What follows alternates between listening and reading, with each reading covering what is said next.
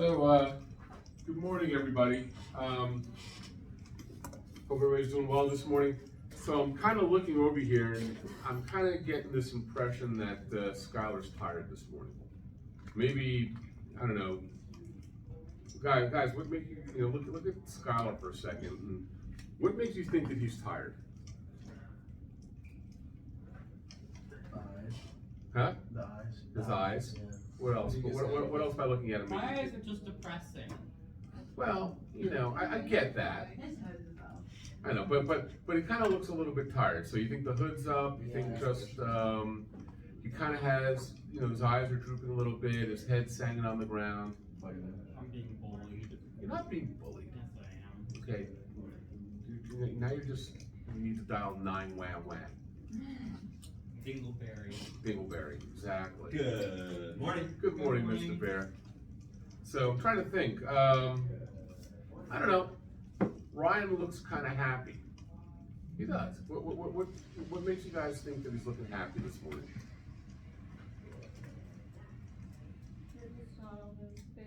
The smile. What else? What else do you think is making him look happy? His energy. Excellent. So both of these are ideas of inference. So we look at something, we see a picture, we read a story, and then we go ahead and we infer. Based on what we see, it's inference. So we touched on our nonfiction inference last time that we discussed this. Now we're going to talk a little bit about fiction in inference, which is a little bit different because now you're not taking historical facts, you're taking other facts. But let's go ahead, and this is kind of a little bit of a review, but let's give it a try and do this. I'm going to read this again. The sun shone brightly, warming the cool earth. Tiny worms poked their heads from the dirt, and one tiny yellow crocus opened its petals.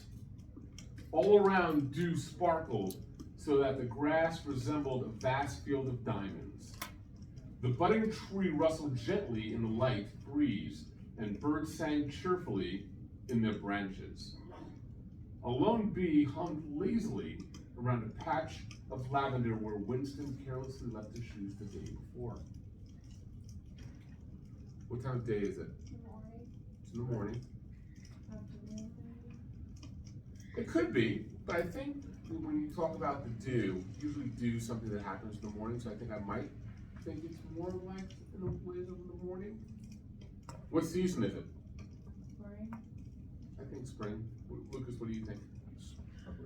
Probably spring. Either Anybody think anything different than spring? Either that or summer. Maybe summer. They're just doing the summer, but I think spring with the way they're describing the flowers. What is a crocus? And it's not the heavy metal band from the 1980s. Only Greenville would know what crocus is. What's a crocus? Yeah. Flower. And who's Winston? The guy left his shoes. A kid who left his shoes. Well, I kind of gave it away actually. So someone who left their shoes, do you think, I don't know, you think they're an older person, a younger person? Might be younger. Might be younger. Usually, older people don't usually leave their shoes out in the fields unless you're, crazy or maybe older. But I think for this purpose, for the story, it's meant to be for a younger person. So, you just made an inference. Come on, cheer up, Jacqueline. I know you love this. So, you just made an inference. So we talked about last time, an inference is an educated guess. So we read all the information on the story, and it's also a conclusion where you come to base on your background knowledge, reasoning, and evidence from a text. So this is a little bit of a review. Again, we talked about it from a nonfiction perspective, and now we are talking about it from a fiction perspective, which is what we're going to focus on today. I want to read this. I want to read and model this for you before we start working. What we'll do is we will work on one. I will model one. We'll work on two together, and then I'm going to give you guys an opportunity to work as groups to work on a few of these on your own. So Harold grunted as he walked into the house. He carried 4 paper bags in his arms, each one lined to the brim. Suddenly he tripped, and one of the bags fell, spilling oranges, a loaf of bread, and 2 sticks of butter onto the floor.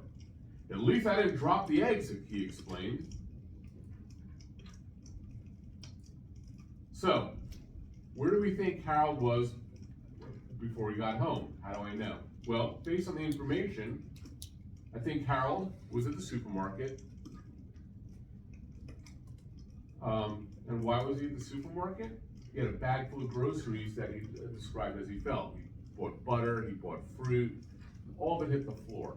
Usually you're not going anywhere else. You don't go to the movies and then come back and all your groceries fall on the floor. Usually if you have a bag full of groceries, you're at the grocery store. Does that make sense, kiddos? Yeah. Yes. Thumbs up? We good? Thank you. Good thumbs up. All right. So let's try and do one together. Okay? Each day before Reese goes to work, she puts on her brown uniform and sturdy work boots.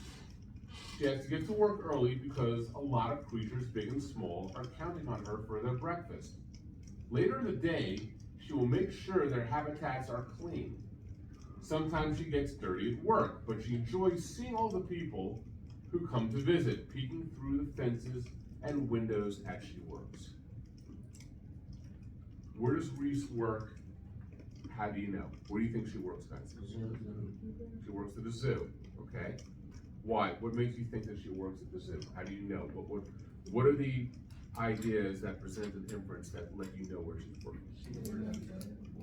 Was that? She has to feed the animals. She's gotta feed the animals. What about you, Jose? Any thoughts? Oh, I was gonna say that. Okay. In fact, Cool. she has to get up early. Huh? Clean their habitat. In her habitat. What type of clothes is she wearing? What, And boots. sturdy boots. So the information is there that gives you that information to work on an inference. It's a good job. Let's do one more together. Patrick arrived home from school with a grin. He burst through the front door and ran into the living room where he saw boxes wrapped in shiny paper and balloons tied to a chair. On the counter sat a chocolate cake with 11 candles. He reached for a taste of the frosting, but his mother scolded, "We have to sing before you eat the cake." What is Patrick celebrating and how do you know? Birthday. Birthday. Okay, he's celebrating the birthday. So how do we know?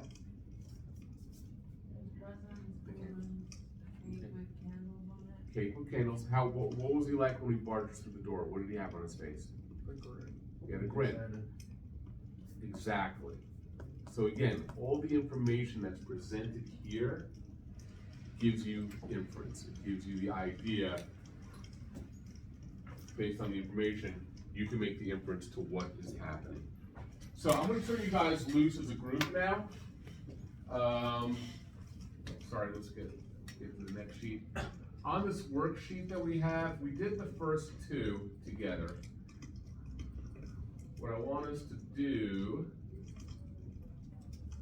is we did the first 2, we did Harold, and then we went ahead and did Renee. We did Harold, we did Renee, Patrick. we did Patrick. So let's go ahead and we can work as groups, let's read it.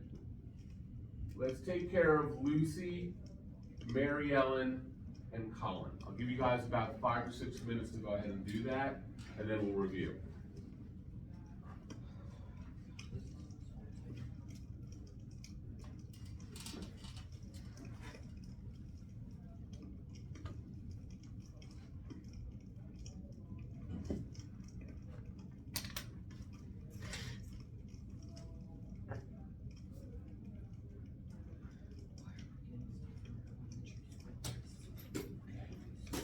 So again, you guys can work on this together.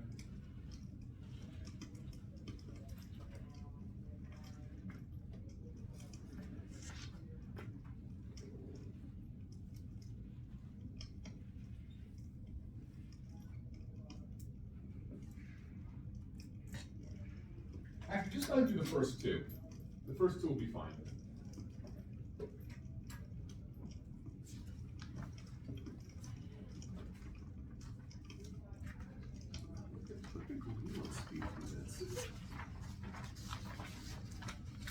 good, no.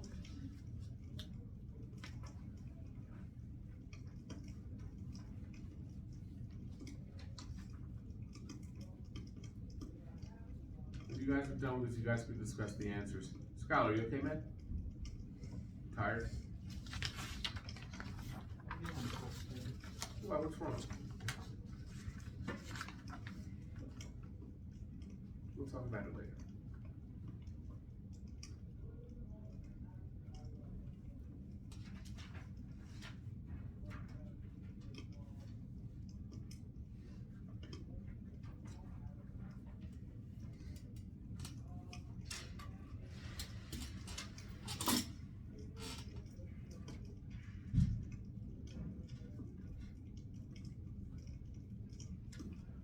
What's up?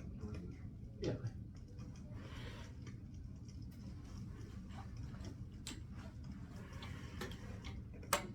When you guys are done with those two, give me a thumbs up and we'll go move on.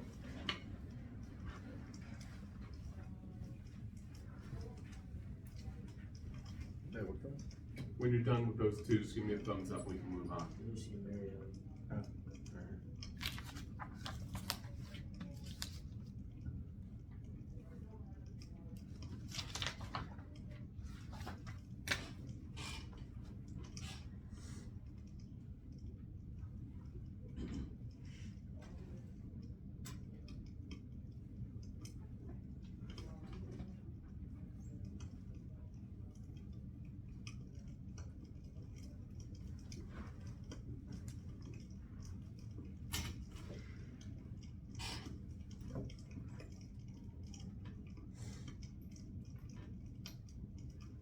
Was it either those two done?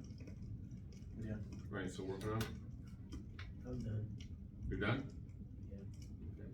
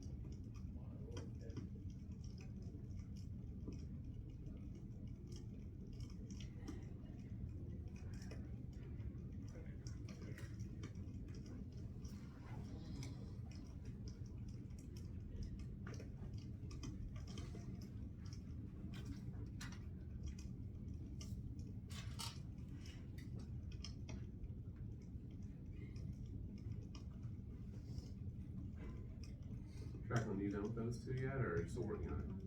You're done? Alright, so are we done? Thumbs up. Anybody not done? We're good?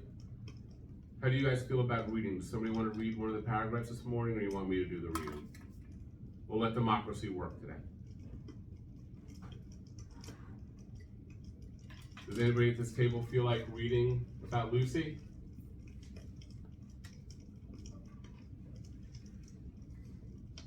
You want me to read about Lucy? Yes, you consensus like, let's have Mr. Cantor read. That's fine. Yes. Lucy sighed happily as she curled into a ball and licked her fur. After a long afternoon of laying on the sun, she was happy to be snuggled on her soft bed. She purred contentedly as she closed her eyes, ready for a nap. Suddenly, she heard a buzzing noise. Her eyes snapped open and her ears twitched. She spotted a fly landing nearby. Lucy watched it carefully for the moment and then pounced as she caught it. Who is Lucy and how do you know? Cat. Lucy's a cat. Okay.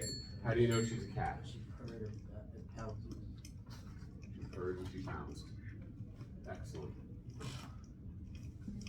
And fur. And the fur. I'll read this last one. Mary Ellen sniffed the air. She smelled the scent of her best friend Bobby. She jumped up excitedly and ran towards the front door. She knew Bobby would arrive any minute, and she could barely contain her joy. Her tail wagged faster and faster. Finally, Bobby came in. She jumped on him and gave him a big kiss.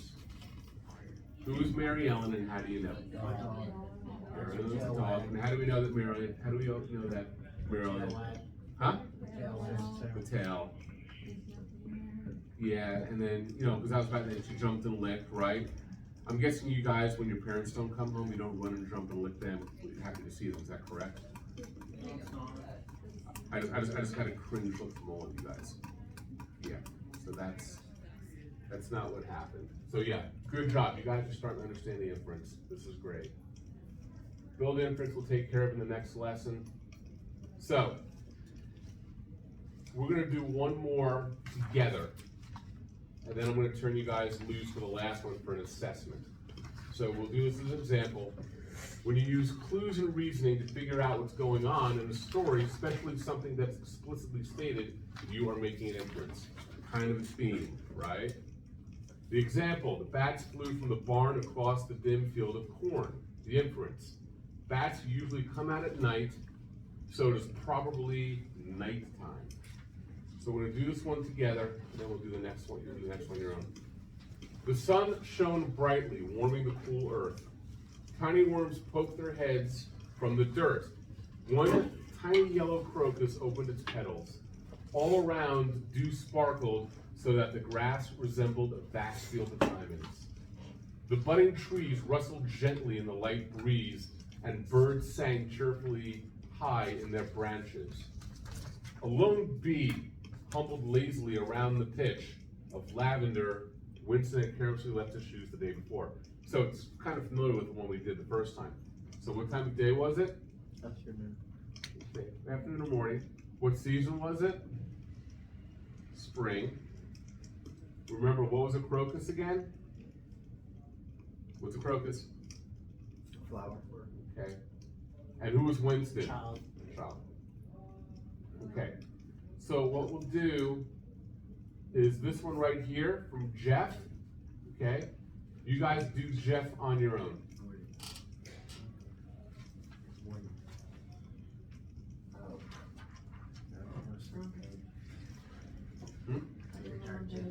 Yeah, Jeff should be on the same page. So go ahead and take a minute and two, let's do Jeff.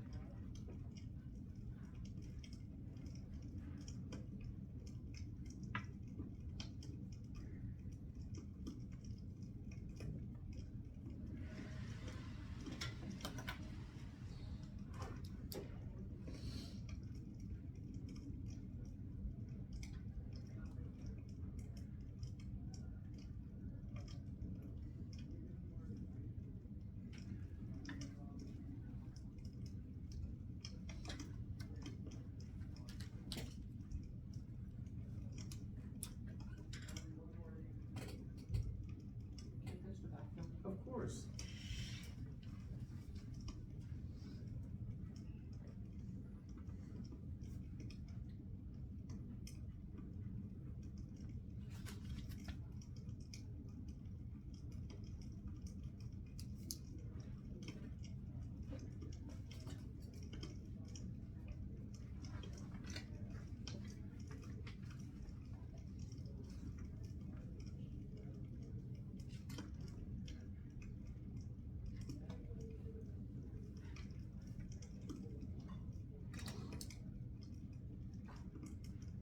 Are you guys still working on it? Need a minute or two?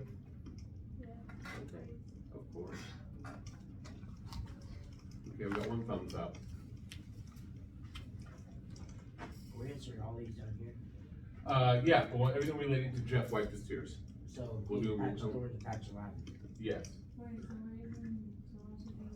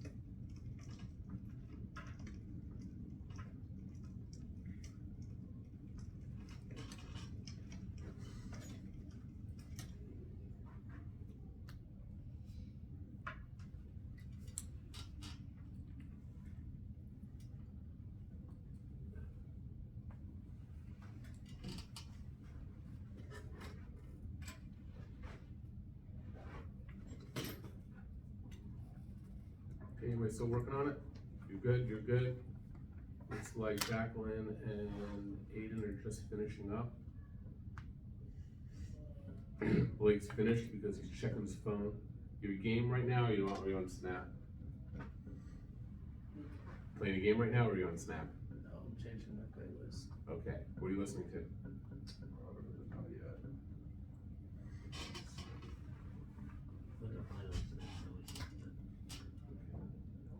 All right, let's get into it. I'll read this.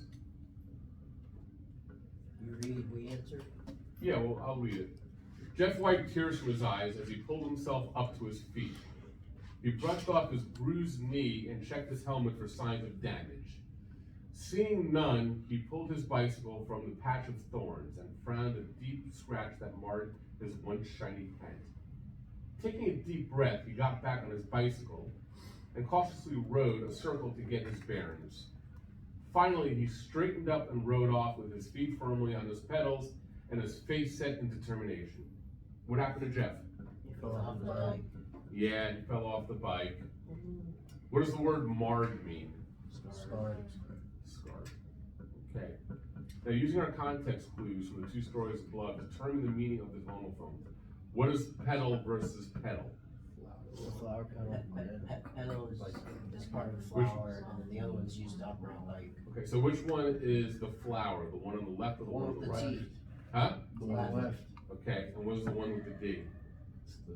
It's the one that used to operate the bike. Pedal on the bicycle. And then how do the two similar lines help a different feeling with the two scenes described Patch of above? lavender makes it happy and. Patch of lavender makes it happy, and what does a patch of thorns do? Hurt you. Yeah. Makes it gloomy. So pain and pleasure, the pain pleasure principle. Good That's something you'll learn representation. probably about in later English class. I'm sorry, what was that, Lucas? Good representation and bad representation. Yeah, the good and the bad. Excellent. Guys, good job. So let's just review, before we do the assessment, which is the last page, the KWL. So before we went into this, what did we know about inference? Did we know what it was? It's estimate guess. Okay. And what do we want to learn? How to do it. How to do it, examples of it, how it worked out, right? And do we feel that we learned it? Learn how to do No. it, yeah. So you don't feel we learned about inference? No, we didn't learn anything. Well, you were here. Okay. So, for those who felt they learned about inference, let's give a thumbs up. Okay.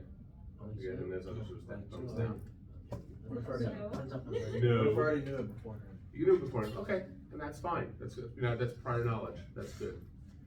All right, so thanks, guys. We'll go ahead and tackle the last page of the assessment. Oh, sorry, Lucas. And we'll move onward and upward. Thanks, guys.